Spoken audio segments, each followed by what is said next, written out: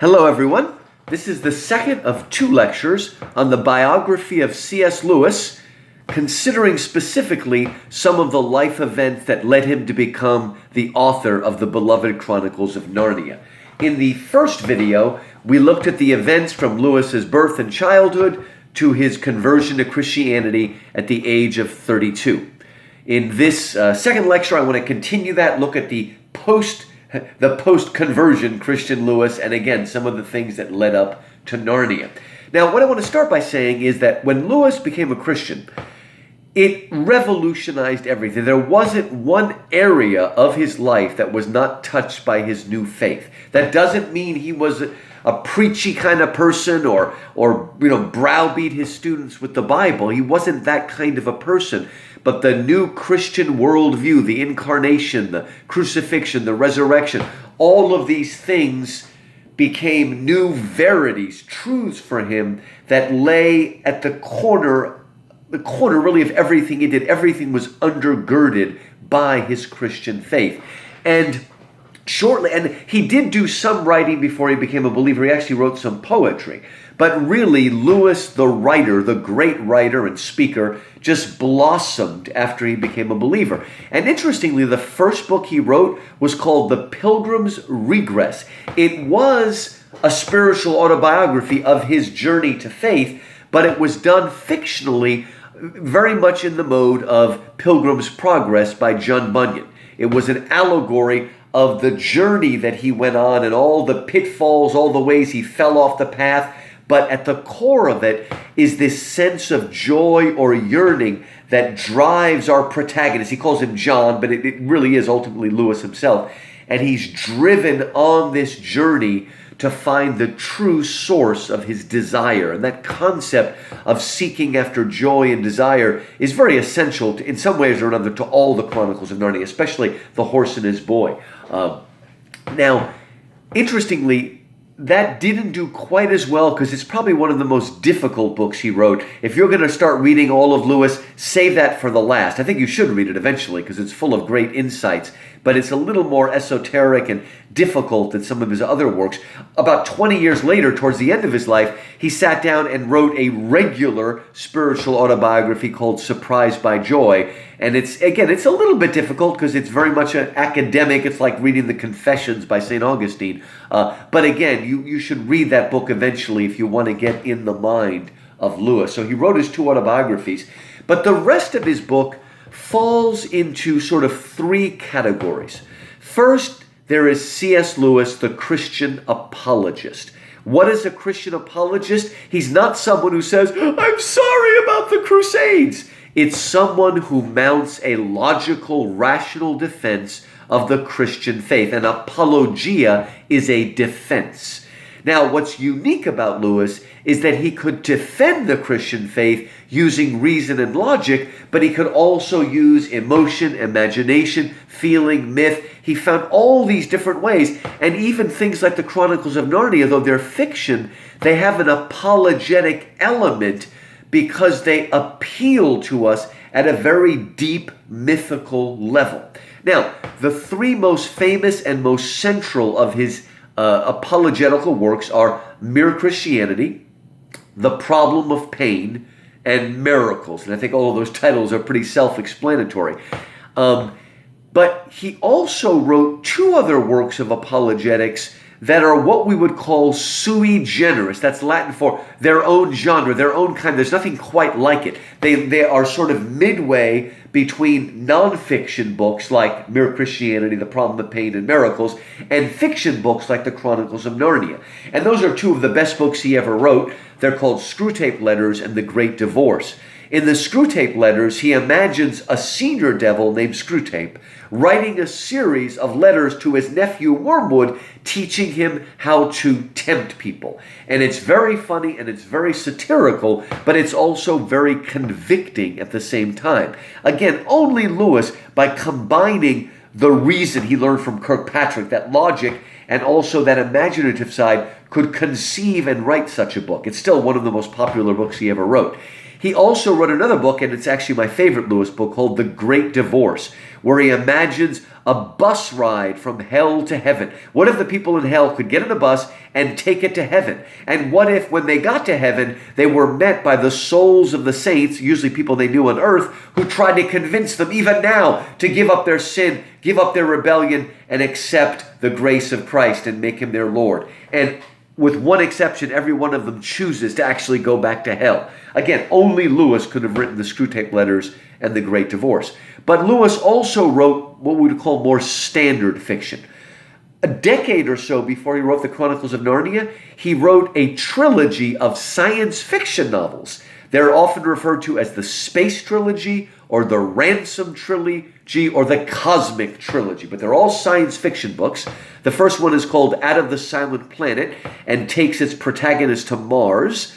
The second one is called Paralandra, and it takes him to Venus, where the fall of man is replayed. The lady, the new Eve of Venus, is tempted, but the hero tries to help protect her from the Satan figure. And unlike our world, she doesn't fall. And finally, that hideous strength takes us back to our world, and it's a all-out fantasy spiritual war novel that is fascinating, and again, almost its own genre. There's nothing quite like it. He wrote those first. It wasn't until the 1950s, when Lewis was in his 50s, that he wrote the Chronicles of Narnia. And then a little bit later, really overlapping with the last Chronicles, he wrote a book called Till We Have Faces, in which he retells the classical myth of Cupid and Psyche, but infusing it with Christian elements. But they're so subtle, you may not know they're there until you read carefully. All of his fiction, so that's 7, 8, 9, 10, 11, he wrote some short stories too, all of them can be read as pure fiction without any real knowledge of Christianity, but all of them are infused with a Christian worldview, and most of them also have a sort of medieval worldview. Finally, Lewis is famous in his day and still famous today for his academic writing. He was an English professor, and he wrote books that are still standards today and still highly respected. Some of the books he wrote in that genre are a book called The Allegory of Love, in which he helps us to understand medieval allegory and the full meaning of it. And again, it's a great book and an accessible book. It's these are things that people don't tend to read much, but it's still considered a standard in its field. He also wrote a book called A Preface to Paradise Lost, which is still one of the great introductions to Milton's Paradise Lost, though it also has a lot to say about Homer and Virgil and also Beowulf. He also wrote a book published just after he died called The Discarded Image, in which he lays out the medieval cosmological model, and it helps us to understand the medieval worldview from the inside. He also wrote one part of the Oxford History of English Literature on the 16th century, but excluding drama, so everything except Shakespeare. And it's considered a very important book in its field. Now, I want to look at these three things: Lewis the apologist, Lewis the academic, and Lewis the fiction writer, to kind of flesh things out and get us pointed a little bit more towards Narnia. All right, the first apologetic book Lewis wrote was The Problem of Pain, about 1940, and it did very well, and it got the attention of the BBC. And we're now 1940, 1941, and England is being bombed from the air by the Germans. America hasn't come into the war yet. It's looking really bad. We call that the Battle of Britain. And the BBC asked Lewis, because they saw what a great job he did taking Christian and theological concepts and making them accessible in The Problem of Pain. And so they said, can you do a series of broadcast talks on the radio explaining what Christianity is? And so he did that in the 40s, and then later, about 1950, he put it together and published it as Mere Christianity. But it started its life as broadcast talks. And I want to say that Lewis, doing those broadcast talks, not only gave him a wider audience, it taught him how to take difficult concepts and put them in ways that people can understand. He was forced to take his ideas and put them in, basically 20-minute packages that were being heard over the air by everybody, from the PhD to the sailor in the pub. And Lewis learned how to take complex ideas and not only say them simply, but say them quickly and shortly. And this would really help prepare him for writing the Chronicles of Narnia, writing in the simple language of a children's novel, but again, in such a way that great, deep thoughts are there. And again, it led to miracles and other things, and Lewis often spoke to the RAF and other places like that. And again, it showed that Lewis could speak directly to people where they were at. Right?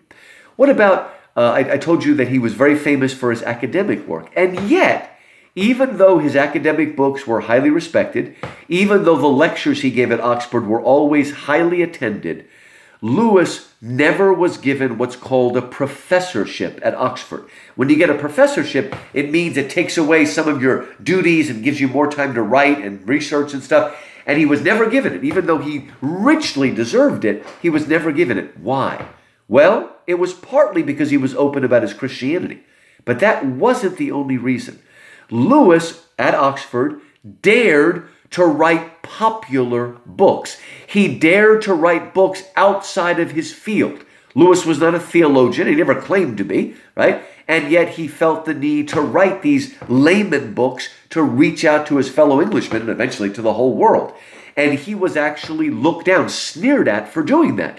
And Lewis knew that by doing those broadcast talks, that he was jeopardizing his career at Oxford, but he still did it. Out of love, a sense of commitment, a sense of, let's take all this learning that I've devoted my life to and put it in a way that's accessible. And that would, again, find its way into the Chronicles of Narnia. I will tell you right now, the more you know the tradition, the more you study the great books, the more you will respect Lewis, because he absorbed all of them and helped people to, again, not only understand them, but to sort of inhabit them, as he will do in the Chronicles of Narnia.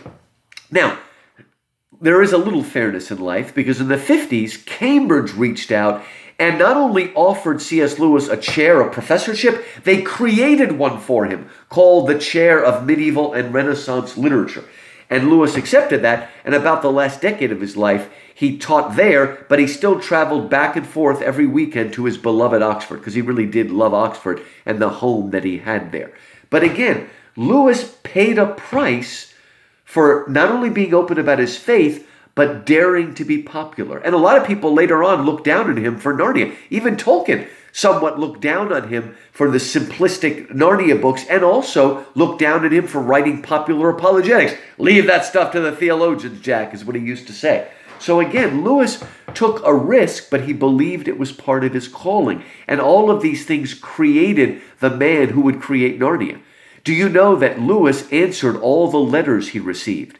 And if you, and you know, we now have the complete letters of C.S. Lewis. They are that thick, 4 huge volumes in small print. And that's just the letters that Lewis wrote. We don't have the letters that people wrote him, because Lewis very rarely kept any letters. We have some of them, but he generally threw away letters. But he felt the need to be a sort of public intellectual, and he answered every letter that was sent to them. A lot of them came from America. A lot of them came from housewives that wanted advice from C.S. Lewis. And again, he did that. Lewis also gave away most of his royalties to charity, but he did it without people knowing it. So again, he was a very charitable man, but not one that showed it off. He was a regular person. He said if you saw him on the street, you would think he was a butcher. All right. But that takes us now to the Narnia books. And even though, sadly, very sadly, Tolkien never cared for the Narnia books, and that kind of hurt Lewis quite a bit, Tolkien is still instrumental for the man Lewis became and the fiction writer he became. Now, when Lewis first met Tolkien, he was still an atheist, but the two of them had a shared love for Norse myth and Norse legend. And Tolkien had started a group called the Coal-Biters or Coal-Bitars, and they would meet once a week and read out loud the old Norse sagas in the original Norse and Swedish and all those old languages. And they met for many years until they read all of them, and then they stopped. And it comes from the Vikings that would sit so close to the fire to tell their stories, it would be like they were biting on the coals, the Coal-Biters or Coal-Bitars. And that was very important for Lewis, and joined the two of them together. We already said in the previous lecture that Tolkien was instrumental in leading C.S. Lewis to Christ by teaching him that Christ was the myth that became fact. Right? Also, Tolkien was as important as C.S. Lewis in starting that group that many people have heard of called the Inklings.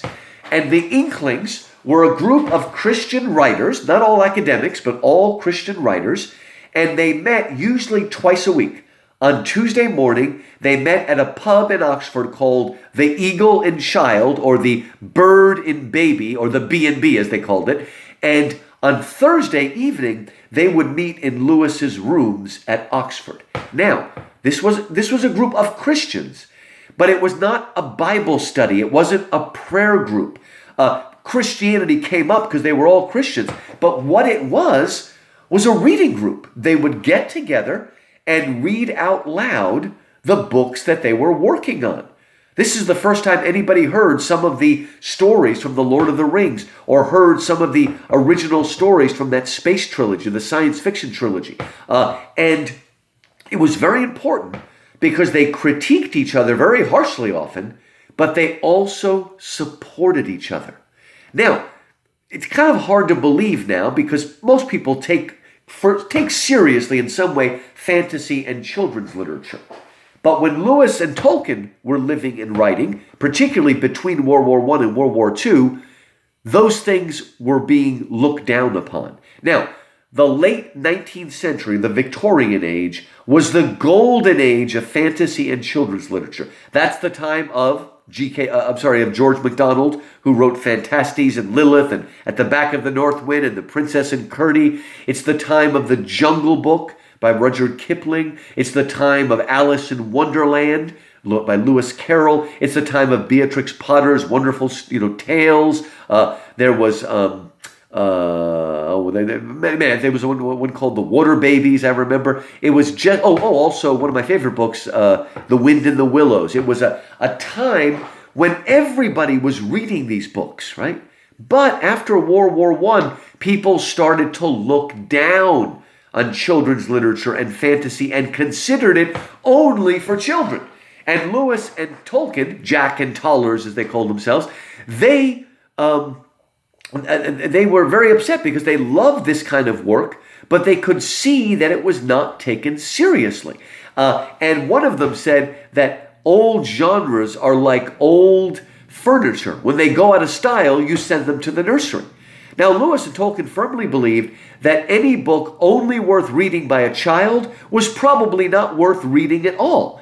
And they would often complain, along with the other Inklings, but especially Lewis and Tolkien, why were people not writing the kinds of books they loved? Not only were they not reading fantasy, they weren't writing books like The Fairy Queen or Dante's Divine Comedy or Gulliver's Travels, right, by Jonathan Swift, books that combined realism and fantasy. Nobody was writing those, and Lewis and Tolkien loved those books.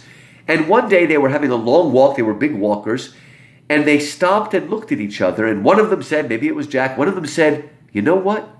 It looks like we're going to have to write the kinds of books that we want to read. And thank God they decided that, because they started doing that. Lewis and Tolkien made a pact that Lewis would write a book about space, and he wrote Out of the Silent Planet, and Tolkien would write a book about time, and he started to, but he never finished. And Tolkien was somebody that often did not finish things. His wonderful late son, Christopher Tolkien, spent the last 50 years of his life finding everything and publishing everything his father never quite finished, right? And they started to do these things together. And seriously, folks, if you love fantasy and children's novels, even science fiction, you have Lewis and Tolkien to thank in great measure for raising the reputation of those genres and making them serious. Again, though, even though Lewis was the greatest encourager of The Hobbit and The Lord of the Rings, Tolkien may not have written The Lord of the Rings without Lewis. Lewis did not influence him in the direct sense, but he encouraged him to keep writing and keep reading it out loud. And together with Christopher Tolkien, his son, we might not have had Lord of the Rings if he didn't get that encouragement. But unfortunately, again, Tolkien was not a big fan for two reasons. He thought the Chronicles of Narnia were too hastily written, and he also thought they were too allegorical, and he didn't like allegory, as he says. Now, first of all, it's really unfair to compare the Narnia books to the Lord of the Rings. Lewis wasn't writing Lord of the Rings. He wasn't writing something that was super consistent and scientific and whatnot. I mean, folks, really, compared to Lord of the Rings, creation was a slapdash job. I mean, God only had 6 days to do it. So it's really not fair. But let's talk a little bit about this idea of allegory. Because Tolkien often accused the Chronicles of Narnia of being allegories, and they're not. Lewis wrote several essays explaining that. Okay, what is an allegory? First of all, Lewis did write an allegory called The Pilgrim's Regress. That was that first book he wrote after his conversion. In an allegory, like Pilgrim's Progress, you have a 1-to-1 ratio. This represents this represents that. There's no attempt to really be realistic. It is a code that you need to break. So, in Pilgrim's Progress, one of the most famous books after the Bible, actually was the bestseller after the Bible for about 150 years, there is a character named Christian who goes on the Christian spiritual walk. Now, if you're a Christian and you're going on a spiritual walk, you're going to face all sorts of temptations and dangers and whatnot. But most of those temptations are things you can't necessarily see or smell or taste or touch. They might be things like despair or doubt or something like that. You can't see them. So Bunyan helps us to visualize the internal struggles Christians do by doing an allegory. So Christian gives way to despair, and in the allegory, despair is allegorized. It's made concrete in the form of a giant. The giant despair, who lives in Doubting Castle. And Christian and his friend Hopeful are locked up in the dungeon of despair. And that's where they're rotting away. That's what despair feels like, but we can't see it. So it's made into a picture kind of language. One thing equals something else. The giant himself is not interesting. He is just an embodiment of despair. In the end, they escape because they finally remember that they have in their pocket the key of promise. And they put that key in the lock, turn it, and they walk right out, which they could have done all along, but they didn't realize they had those Christian promises, right? Okay, that is not what the Chronicles of Narnia.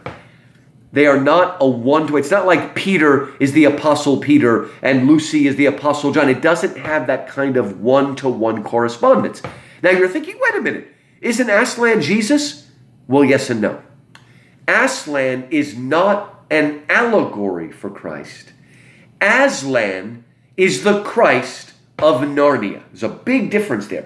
Lewis said he didn't begin the book with first of all, he didn't begin it Christian at all. He just had these pictures in his head of a fawn carrying packages and a lion and a witch in a sled. And he wanted to turn those pictures into a story.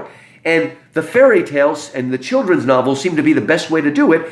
And only once he did it, did he start thinking, oh, wait, maybe I could do something more with this. Now, it's not an allegory. Lewis called it a supposal. He said, what if the second person of the Trinity, God the Son, in our world, he was incarnated as Jesus of Nazareth. But what if the second person of the Trinity were also to be incarnated on a different world? Maybe a magic world of talking animals and living streams and walking trees.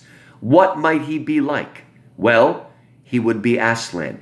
Aslan is the Christ of Narnia. So he is Christ, but just to show you the difference, you can read The Lion, the Witch, and the Wardrobe and not even know the Christian element, as I read it when I was very young, and still enjoy it. Aslan is a full character who has a full personality. There's a true story there that doesn't rely on your understanding of the deeper Christian meanings. So there is a surface meaning, but the more you understand about Christianity and the Christian life, the more levels of meaning you will be able to appreciate and learn from. So I want you to don't just read them only as Christian books, read them as adventure books that open our eyes to a new sense of wonder, but also a new sense of danger at the same time. All right, one more thing I want to say, and then we will be done here. I want to make a plea for you to please read the Chronicles of Narnia in their proper order. The Chronicles of Narnia were published 1950, 1, 2, 3, 4, 5, 6, 7 years in a row. One book came out each year. And the original order that they came out in is The Lion, the Witch, and the Wardrobe, followed by Prince Caspian, then The Voyage of the Dawn Treader, then the silver chair, then the horse and his boy, then the magician's nephew, and then the last battle.